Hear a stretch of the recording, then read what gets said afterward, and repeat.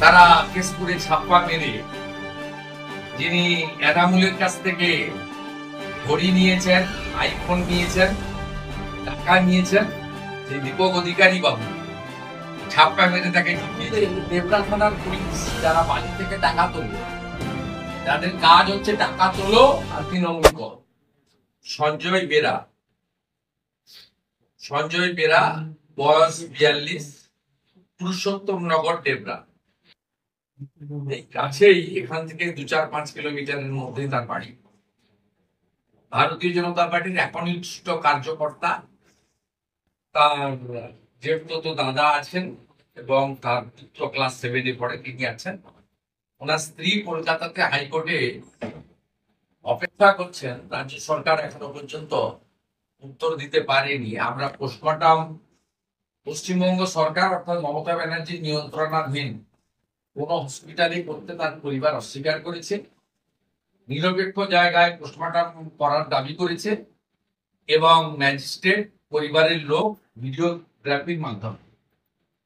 এবং আপনারা সবাই ইতিমধ্যে শুনেছেন, সোশ্যাল মিডিয়াতেও আমি পোস্ট করেছি, আমাদের জেলা সভাপতি বা পক্ষ থেকেও আপনাদের কাছে অভিযোগ করা হয়েছে যে 4 তারিখে নির্বাচন ফলাফল যদি ঘোষণা হয়, সেদিন রাত্রিবেলা ছেলের মুখ থেকে শুনবেন, ও মামার বাড়িতে ছিল, ও মার কাছ থেকে শুনেছে যে বাড়িতে খাওয়ার জন্য রাত্রে কিছু রান্না টান্না করছিল, বলছিল ডিম ভাজি।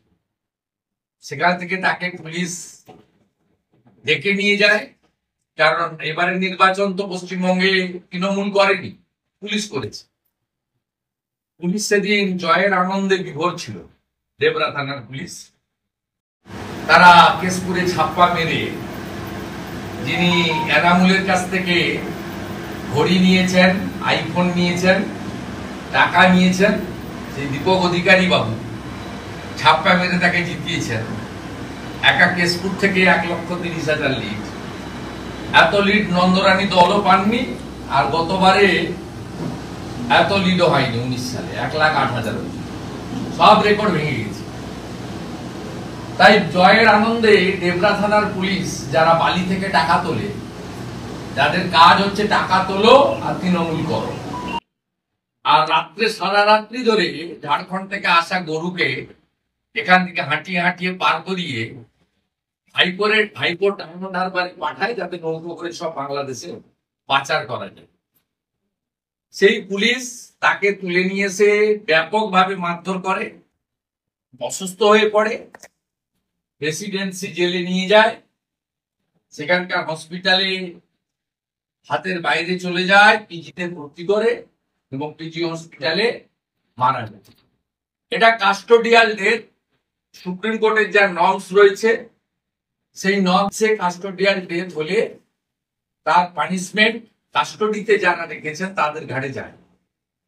আমরা প্রথমত তার পরিবারের পাশে আছি এবং ভারতীয় জনতা পার্টির একদম একনিষ্ঠ পরিচিত, মিছিল মিটিং এ থাকা, বুথে কাজ করা কার্যকর্তা সঞ্জয় বেরা এবং অবসরপ্রাপ্ত সামরিক কর্মী, যিনি তার নিজের জীবনের একটা বড় সময়, যৌবনকাল, দেশ মাতৃকার জন্য ব্যয় করেছেন, তাকে আজকে পশ্চিমবাংলায় এই পরিণতির সামনে পড়তে হয়েছে।